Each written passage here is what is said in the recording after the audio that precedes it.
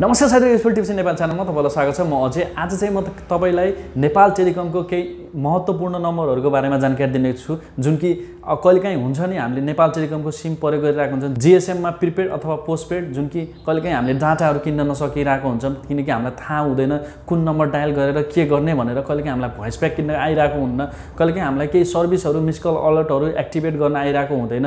हो त्यस्तो खण्डमा हामी के अलमल्ल पर्छौं भन्न कहिलेकाहीँ हामीलाई कुनै पनि ठाउँको नम्बर थाहा पाउनु परिरहेको हुन्छ। त्यो ठाउँको नम्बर थाहा पाउनको लागि हामीले के गर्ने भनेर अलमलमा पर्छौं। हो त्यो सब चीजको जानकारी नेपाल टेलिकमले दिनेछ। कृपया यो भिडियो हेर्दै गर्नुहोला। म केही नम्बरहरु भन्छु जुन कि इम्पोर्टेन्ट नम्बरहरु, त्यसलाई तपाईले प्रयोग गरेर केही चीजहरुको बारेमा जानकारी लिन सक्नुहुनेछ। र यदि तपाईलाई लाग्छ मैले केही चीजहरु कुनै नम्बरहरु छुटाए भनेदेखि तल कमेन्ट बक्समा कमेन्ट गरिदिनु होला, किनकि सबै नम्बर मलाई थाहा छ भन्ने कुरा नि हुँदैन। केही नम्बर मैले छुटाएको पनि हुन सक्छु र तपाईले तल कमेन्ट बक्समा कमेन्ट गरिदिनु भयो भनेदेखि केही साथीहरुले त्यो नम्बरलाई प्रयोग गरेर उहाँहरुले त्यो चीजबाट फाइदा लिन सक्नुहुनेछ। ल त अब हामी हेर्नेछौं त्यो महत्त्वपूर्ण नम्बर जुन कि हाम्रो लागि एकदमै युजफुल छ। सबैभन्दा पहिला त तपाईले फोन नम्बर कसरी जान्ने, जस्तो कि आफ्नो नेपाल टेलिकमको सिमको नम्बर सबैलाई नै थाहा हुन्छ।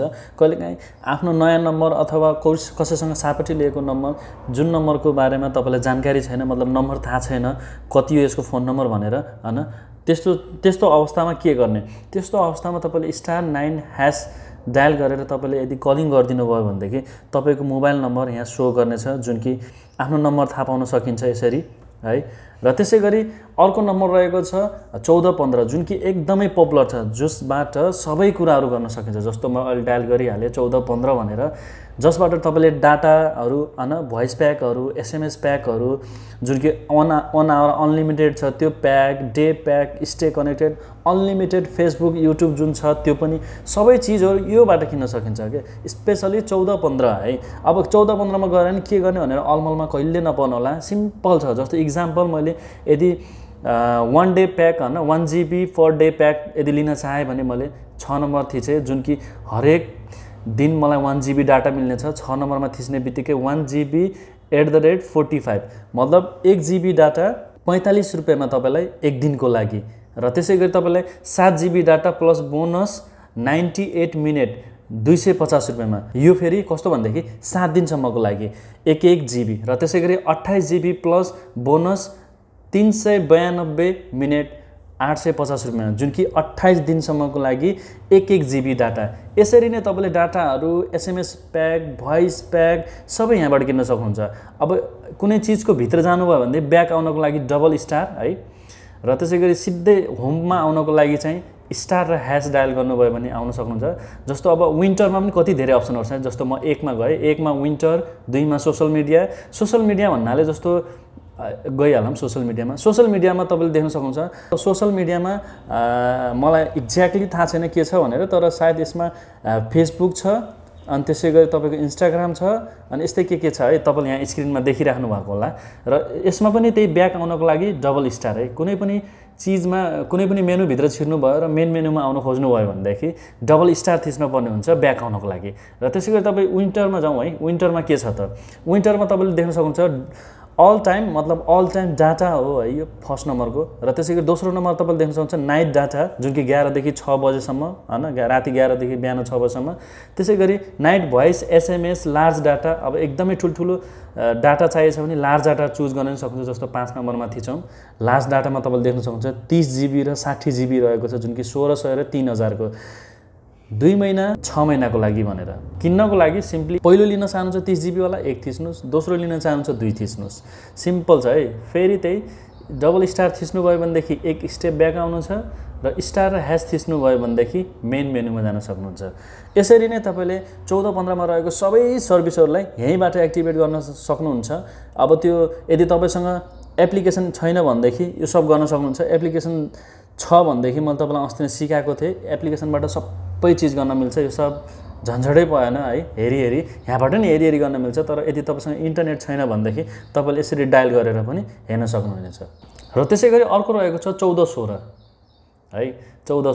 1416 मा चाहिँ तपाईले के देख्न सक्नुहुन्छ भनेदेखि यदि तपाईको घर फाइबर कनेक्सन छ भनेदेखि ब्यालेन्स इन्क्वायरी गर्न पनि सक्नुहुन्छ, र त्यसैगरी त्यो प्याकेजको इन्फर्मेसन लिन पनि सक्नुहुन्छ। मतलब त्यो तपाईको फाइबर कनेक्सन कति कतिको कनेक्सन हो भनेर र त्यसैले जाडोमा न्यानो अफर कहिलेकाहीँ केही अफरहरू आउँदाखेरि त्यो अफरलाई पनि यहीँबाट सब्सक्राइब गर्न सक्नुहुनेछ र त्यसै गरी अर्को रहेको छ स्टार 1400 जुन कि मिस कल अलर्ट है स्टार 1400 है यो चाहिँ कस्तो भन्दाखेरि यदि तपाईँको मोबाइल कहिलेकाहीँ स्विच अफ भएको छ हैन अब नेटवर्क नहोला कहिले अथवा ब्याट्री नभएर स्विच अफ भएको होला हैन त्यस्तो अवस्थामा यदि कसैले तपाईलाई फोन गर्न खोज्यो भने तपाईको मोबाइलमा फेरि पछि नेटवर्क आयो अथवा तपाईले फोन अन गर्नुभयो भनेदेखि तपाईको मोबाइलमा एसएमएस मार्फत जानकारी गराइन्छ ताकि तपाईको मोबाइल अफ भएको समयमा फ्लानो नम्बरबाट फोन आइरहेको थियो भनेर मिस कल अलर्ट चाहिँ नेपाल टेलिकममा फ्री छ है जस्ट यसरी 1400 डायल गर्नुस् त्यसपछि तपाईले स्टार 1400 # डायल गर्नुस् त्यसपछि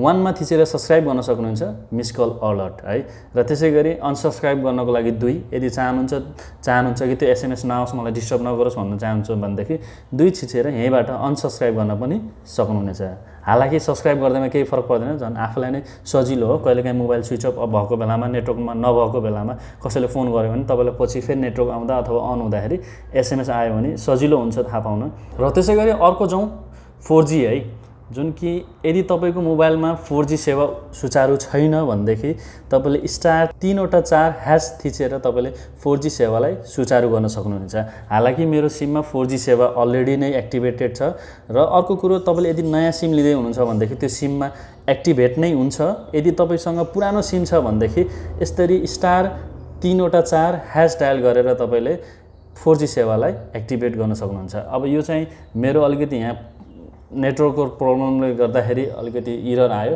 र अब लागौं के डायल नम्बरहरु जुन कि एकदमै इम्पोर्टेन्ट छ है यदि तपाईसँग जीएसएम प्रिपेड पोस्टपेड जेसुकै होस् है त्यसैगरी सीडीएमए मा पनि प्रिपेड पोस्टपेड जेसुकै होस् त्यसमा कहिलेकाहीँ कुनै इन्क्वायरी गर्न पर्यो अथवा कुनै चीजको बारेमा सोध्न मन लाग्यो कहिलेकाहीँ केही कम्प्लेनहरु दर्ज गर्न पर्यो हैन कम्प्लेनहरु गर्न पर्यो भनेदेखि 1498 डायल गर्नुस् फ्री डायल नम्बर हो यो यसमा फोन गरेर कुनै पनि जानकारी लिन सक्नुहुनेछ र साथै आफ्नो केही समस्या छ भनेदेखि यसमा फोन गरेर भन्न सक्नुहुनेछ र त्यसैगरी अर्को एउटा नम्बर रहेको छ 197 है 197 यो नम्बर चाहिँ कस्तो भन्देखि तपाईलाई कुनै पनि ठाउँको नम्बर थाहा छैन हैन कुनै हस्पिटलको नम्बर अथवा कुनै बैंकको नम्बर थाहा छैन भन्देखि तपाईले 197 मा नेपाल अधिराज्य भरि यस्ता महत्त्वपूर्ण जति पनि टेलिफोन नम्बर हुन्छ त्यसको बारेमा जानकारी लिन सक्नुहुनेछ स्पेशली कहिलेकाहीँ हुन्छ नि कुनै बस पार्कको नम्बरहरु कहिलेकाहीँ केही हस्पिटलको नम्बरहरु हामीलाई चाहिने हुन्छ त्यस्तो अवस्थामा तपाईले 197 मा फोन गरेर सोध्न सक्नुहुन्छ कुनै पनि बेला है कुनै पनि बेला र त्यसैगरी अर्को एउटा नम्बर रहेको छ 198 जसमा तपाईले फोन गरेर यदि तपाईसँग ल्यान्डलाइनको कुनै पनि समस्या छ भनेदेखि तपाईले ल्यान्डलाइनमा चाहे तपाईको त्यो फाइबर कनेक्सनको समस्या होस् चाहे त्यो पीएसटीएन एडीएसएल एफटीटीएच है यो सबै सम्बन्धी इन्क्वायरी र साथै त्यसको कम्प्लेन छ भनेदेखि 198 मा फोन गर्न पनि सक्नुहुनेछ कहिलेकाहीँ जीएसएम को सम्बन्धी हैन प्रिपेड पोस्टपेड जीएसएम मा पनि यसैमा फोन गरेर सोध्दा पनि केही फरक पर्दैन है उनीहरुले जानकारी दिनेछन् तपाईलाई र त्यसैगरी अर्को रहेको छ 1606 यो नम्बर चाहिँ जस्तो पीएसटीएन है तपाईसँग ल्यान्डलाइन फोन छ र बिल इन्क्वायरी गर्न चाहनुहुन्छ भनेदेखि 1606 मा डायल गरेर आफ्नो बिल इन्क्वायरी गर्न पनि सक्नुहुनेछ र त्यसैगरी अर्को रहेको छ 1607 यो चाहिँ एकदमै इम्पोर्टेन्ट है कस्तो भन्दाखेरि कहिलेकाहीँ तपाईको पुक इन्क्वायरी गर्न पर्यो भने यो नम्बरमा फोन गर्न सक्नुहुन्छ जीएसएम र सीडीएमए पोस्टपेड प्रिपेड दुवै पुक नम्बर कस्तो भन्दाखेरि त कहिलेकाहीँ तपाईको फोनमा पिन मागिरहेको हुन्छ सिम कार्ड हाल्दाखेरि र सिम कार्ड हाल्दाखेरि पिन माग्दाखेरि पिन हाल्न थाहा हुँदैन र 2-3 चोटी रङ गर्दिम भने त्यो पुक माग्न थाल्छ के हो त्यो पुक कोड इन्क्वायरी गर्नको लागि तपाईले 1607 मा फोन गर्न सक्नुहुन्छ यो सबै फोन नम्बर टोल फ्री हो है कुनै पनि चार्जेस लाग्दैन मजाले फोन गरेर सोध्न सक्नुहुनेछ कम्प्लेन गर्न सक्नुहुनेछ ल त साथीहरु यो भिडियोमा अहिलेलाई यति नै यदि भिडियो मन परे कृपया लाइक गर्न नबिर्सनु होला र साथै आफ्नो साथी समक्ष भिडियोलाई शेयर गर्न पनि नबिर्सनु होला केही सल्लाह सुझावहरु छन् भनेदेखि तल कमेन्ट बक्समा कमेन्ट गरिदिनु होला र युजफुल टिप्स नेपाल च्यानल चाहिँ सब्स्क्राइब गरिदिनु होला जय नेपाल बाइ बाइ